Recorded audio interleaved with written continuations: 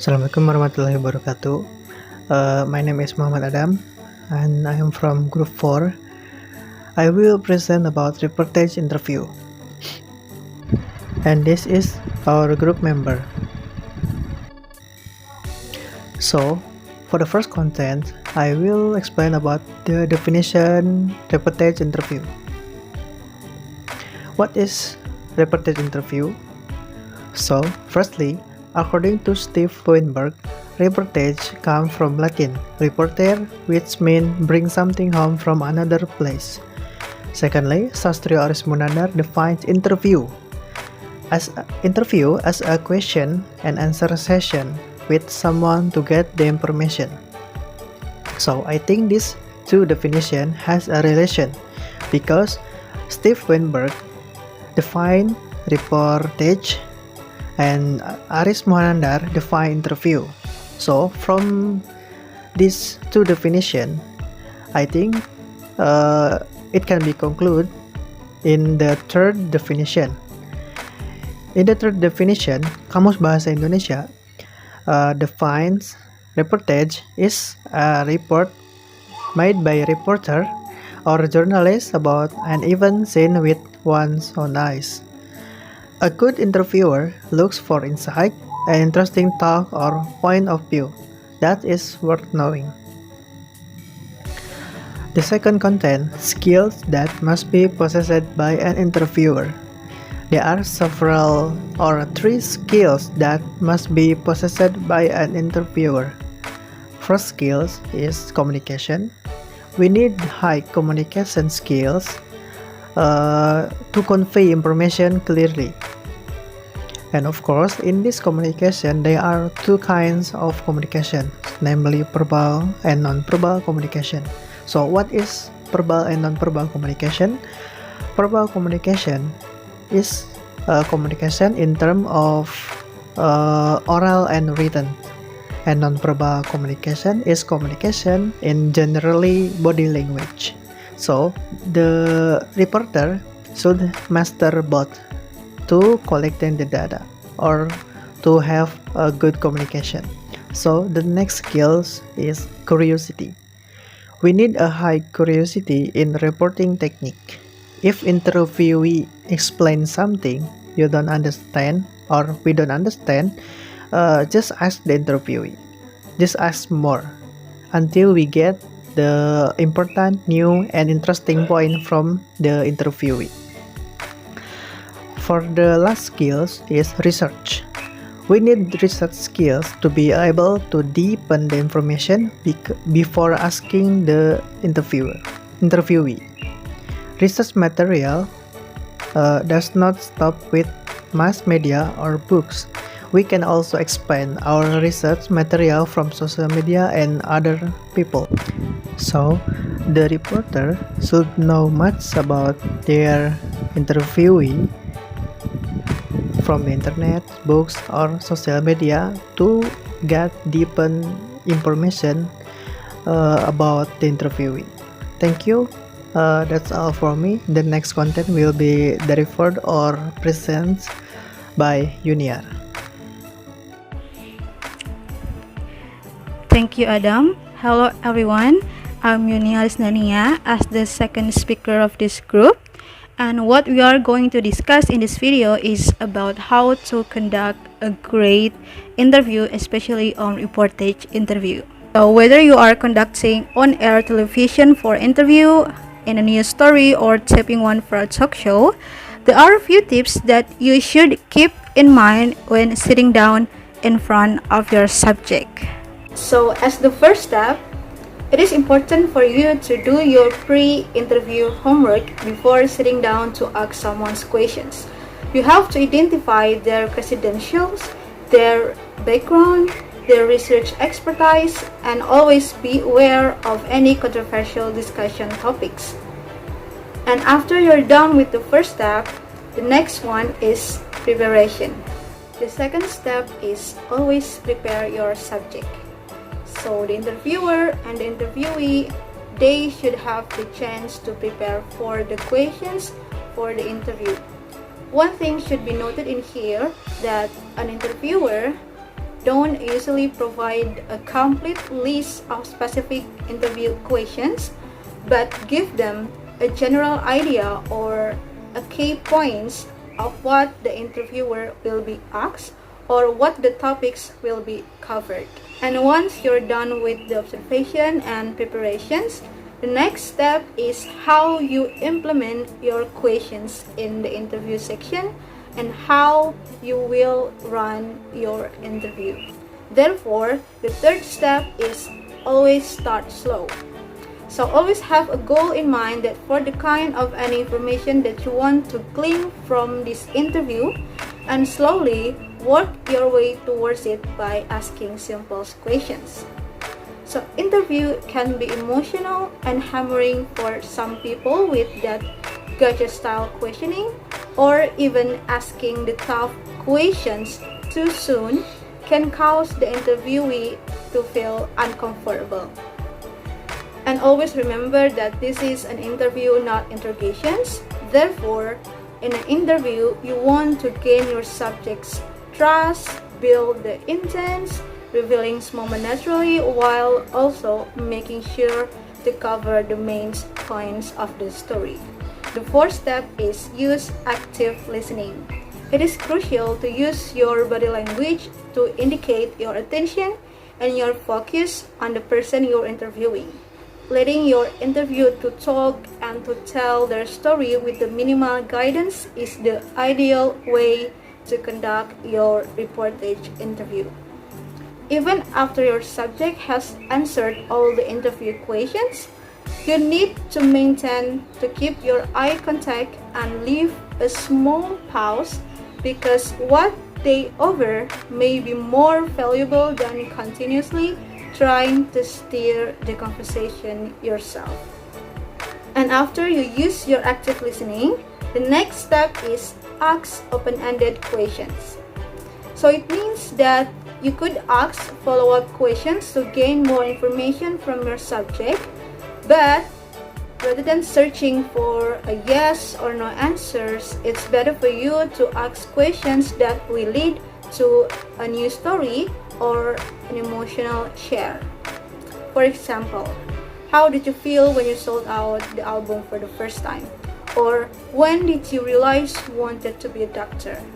So these types of questions may not be part of the outline, but it is also important to react with the follow-up questions that can expand the story or expand these questions, and you know that your viewers would want to know the answer to.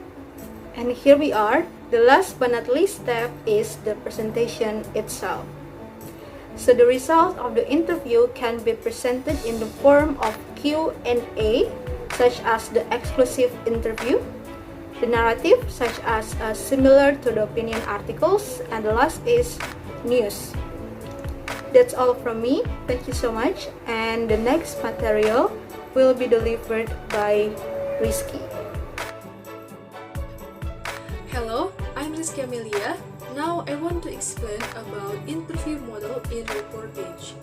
Actually, there are two kinds of interview model in the Reportage. Those are direct interview and indirect interview. However, in this occasion, I just want to explain about direct interview. In direct interview, journalists and resource person meet each other. Direct interviews have advantage of accuracy because there is no distance in communicating. The opportunities for communication disorders and misperception are also easier to minimize. Then, direct interview in the reporting can be divided into three forms. Those are in-person interview, interview at the scene or on-the-spot interview, and the last one is intercept or doorstop interview. The first one is in-person interview. In-person interviews or visiting interviews were conducted by visiting the residence of the informant, which can be a place to live, workspace, and so on. In-person interviews can usually be conducted unannounced by appointment or upon invitation from resource person. Then the second one is interview at the scene or on-the-spot interview. Different from the first one, on-the-spot interview doesn't go to the residence of informant, but at the location of an event. Therefore, on-the-spot interviews were conducted or carried out in fact-finding in terms of event. For example, is a flood disaster in a village. And the last one is intercept or doorstop interview. In doorstop interviews, also journalists come to the location. The difference is that a doorstop interview was conducted because the journalists could not follow the incident, because the events to be covered were closed. So the journalists wait for the meeting with research person on sidelines or after the events. An example is related to suspect who are undergoing examination at KPK building. So, those are the explanation about interview models in reportage, the kinds of direct interview. For the next explanation, that is indirect interview, will be explained by Puji Lestari. Okay, thank you. Assalamualaikum warahmatullahi wabarakatuh. My name is Puji Lestari and I'm going to explain about the last point, that is indirect interview. We often see an interview which is the interviewee and the interviewer face to face to do Q&A.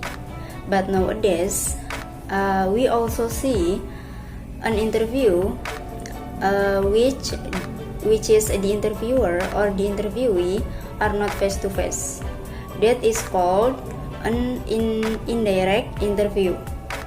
So what is indirect interview? Indirect interview is an interview which the interviewer and the interviewee are not face to face to do Q&A. Also, since COVID-19 pandemic happens and people are forbidden to gather around in a close distance, so I think this indirect interview will be a good choice. We can get the data without face-to-face, and also we can shorten our time. Indirect interview divided into two types. First, written interview, and the second one is online interview. Written interview, the most common written interview is official letter with stamp and signature on it. Also, in this internet era, there are various ways to do written interview. You can try Google Doc, Microsoft Office, and even on the official website. For example, there is a data company that is SafeGrab. They use written interview for hiring process, and they use Google document, contains 4 to 8 questions, and the candidates must be filled the questions within 3 days. People do this written interview because sometimes they have urgent situation, so they only do written interview. And the last one is online interview. Nowadays, in this technology and internet era, we often see online interview. There are a lot of applications that is support online interview. we can do online interview, a root call, video conference, and even live. There are various applications such as Instagram, Zoom, Facebook, email, and so on. The most popular application is Zoom, which is a popular application nowadays. And we can do online interview through Zoom because we can see the expression or face of interviewee. It's similar with direct interview, but the difference is they are not in the same place, but they still can communicate. Although the weakness of online interview is, or the biggest problem is, internet connection. That's all for my group. Sorry for mistakes. Wassalamualaikum warahmatullahi wabarakatuh.